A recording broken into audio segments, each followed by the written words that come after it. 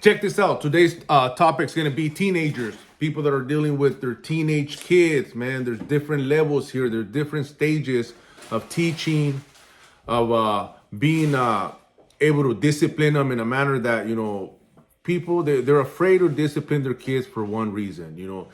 They don't want no, they don't want no backlash. They don't want no conflict.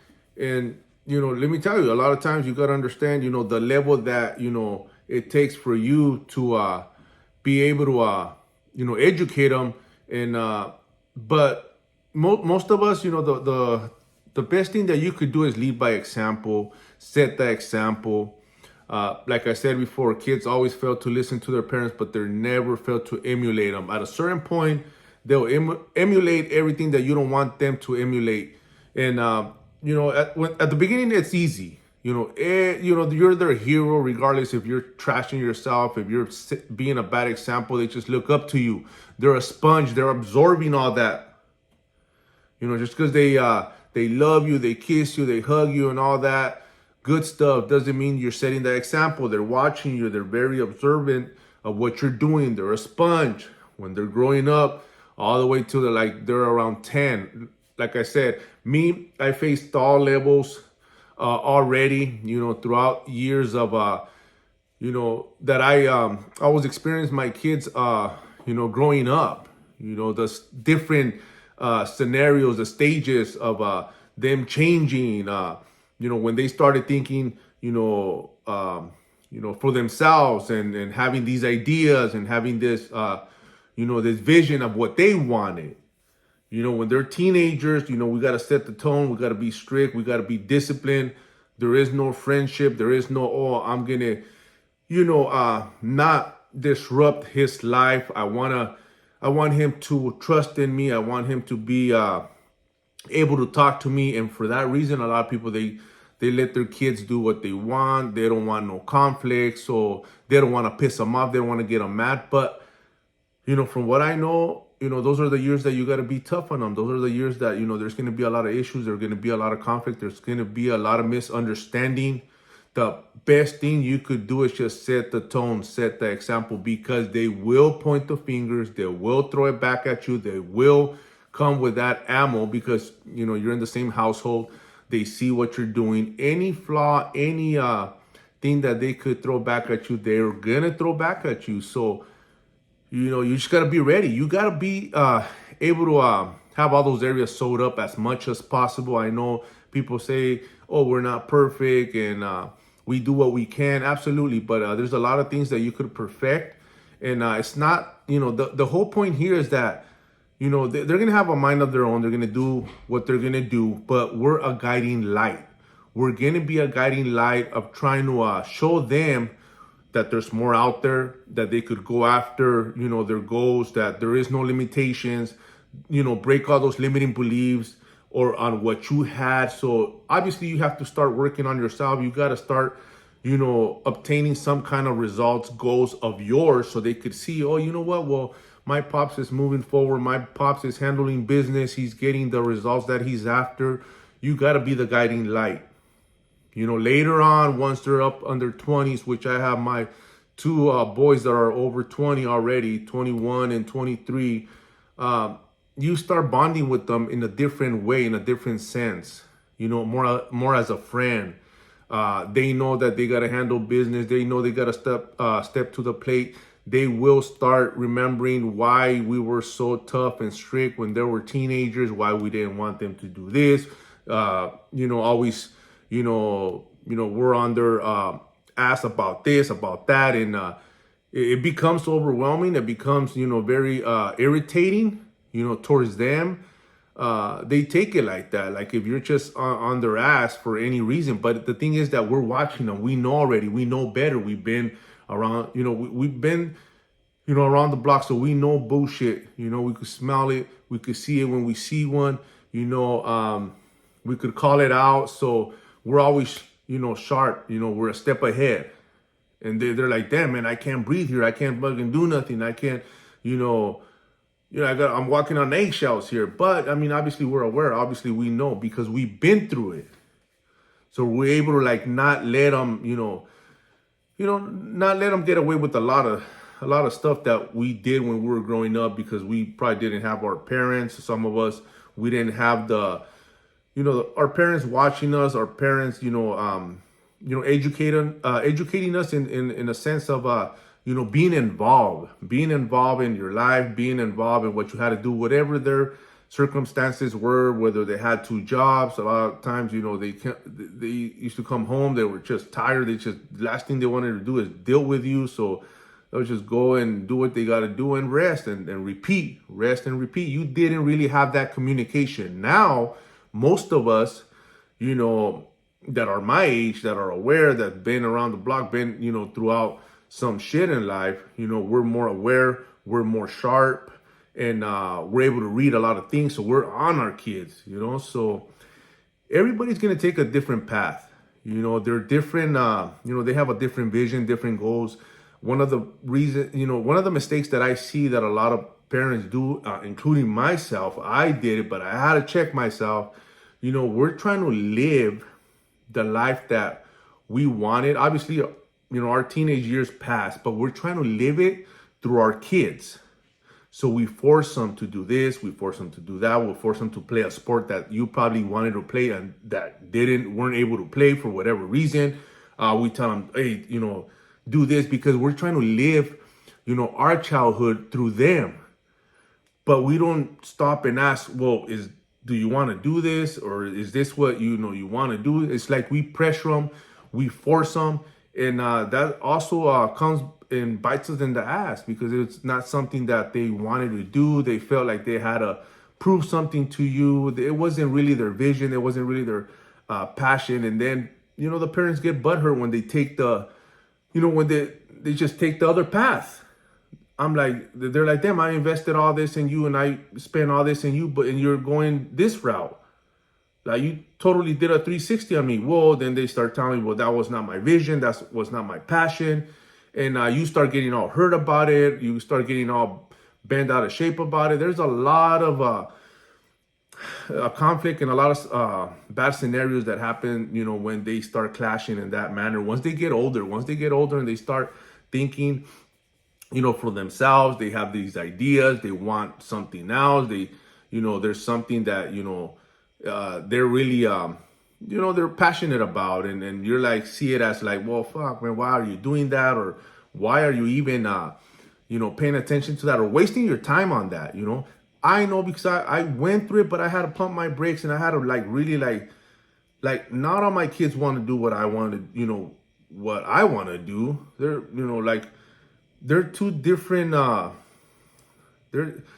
they think different, man. They're different, they have different wants. They want, they have different passions. And it's, you just got to be the guiding light for them, and just hope that they, they're good man, they're respectful man. You're just trying to instill good habits in them. You're not really trying to tell them like what to do, you're trying to, you're showing them, where to look. And from there, they should be able to pull from that, learn from that, and help them find their vision, their purpose, and really focus on what they want, because a lot of times we force them to, go after what we want without even knowing. Sometimes we don't know it. We're so passionate about it. We're so motivated about it. So like me, I'm fitness. I love it. Mindset, personal development. I sleep, eat, and breathe all that. But, me trying to get them to do it and have that passion, have that drive like I have, it's not going to happen. It's just, there's conflict, there's a lot of like, disagreements, well, I ain't trying to do that. And they're both helping me, but I got to understand that, they have their own vision. They have their own passion, their own goals.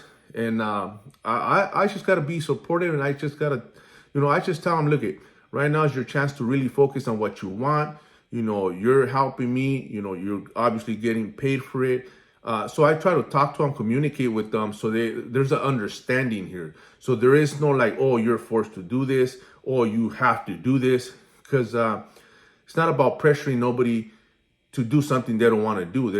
It's not, it's not beneficial, because at the end of the day, you're dealing with different personalities. Your kids, they have different personalities. They have, they're not all the same. They're all not gonna ride with you. There might be some that are like, you know, might be like somewhat, motivated on what you're doing, and the other one's totally the opposite. You just gotta be understanding, and that's where I learned that they're all different. Different personalities that you gotta deal with, and you gotta be able to read and adapt and see how you could be of help instead of like having conflict. So it this video was about just teenagers, different levels of and different levels of you being able to communicate with your kids from when they're when they're young to like teenagers to adults. Like I said, my boys are adults already. I got my daughter that's a teenager. Then, like I said, it's different. It's challenging. It's more me being more of a parent and strict in a sense, because I mean she still has to learn. She still has to be guided. So it's different. It's a different way of discipline. But we just got to remember it's got to be with it's love, but at the same time sometimes they don't see it that way. So you just got to be able to like see what level you're at. All I know is from my experience that I'm telling you guys that throughout them growing up from when they're born all the way to 10, they're sponges. They will absorb everything. You are their superhero. Whatever you're doing, they will mimic it. They will they'll start copying you. But after, once they hit the teens, it's a whole different story. It's a whole different ballgame. You get ready. You got to just make sure you have all those areas sewed up, no flaws, no bad habits that they might pick up. It's just setting the example and being the good example, being the, like I said, the guiding light for them. So they won't they won't throw it back at you, or they won't pick no bad habits from you, whether they do it on their own out there, or God forbid, it's just the environment that they're in, the people that they're hanging around with. That's what we gotta be involved. We gotta be involved in what they're doing, and communication is king. Being able to give them that give them some space and that trust and responsibility, and always talk to them about the right and the wrong, the consequences of these actions, or the consequences of whatever you found out or whatever you heard. Always address it. Always say like, hey, you know what, you take that path, this is what's going to get you. You take this path, this is what you're going to get. And I'm telling you I'm warning you that that's what's going to happen. So you got a choice, because at the end of the day, a lot of times where I get parents telling me like, oh, well, how could I do it? I mean, it's like, it's hard, it's difficult, especially if they're single parents, especially single mothers or single fathers. It's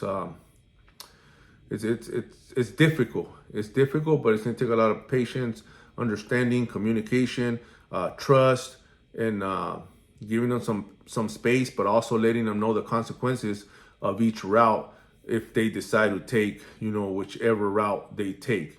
You got to address it. You got to, be there to warn them of what's going to happen. And just like I said, communication is king. So this video was pretty much, to understand that, what, your kids are going to, pretty much, they have their own vision, they have their own passion, they have their own goals, they have their own wants.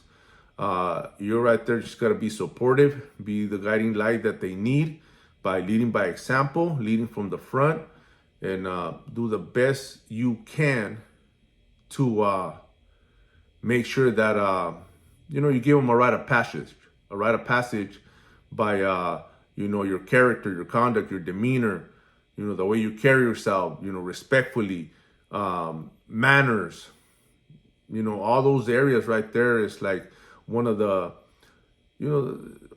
top areas that are that in top of areas that it's lost out here now. You know, so we got to bring it back and address it, because that's what's going to get you further in life. You know, it's time to wake up and realize that, you know what, we got to break that cycle of what we were taught, about what we were, you know, raised to think that being tough was, or, you know, having all these, you know, bad habits and resentment and anger and you know, just these negative emotions that doesn't help us with having peace within ourselves, because of our environment that we've been taught to think that every time somebody does something to you, you got to get them back. You got to fucking you know, show him who he's not, and it create bigger problems. So like I said, hopefully this video helped, and we're able to address a few things here. I know this topic is long. We could go on and on and on, but you know, I get hit up with a lot of questions, and hopefully this video you know, find someone that needs it. Other than that, stay up. Let's run it.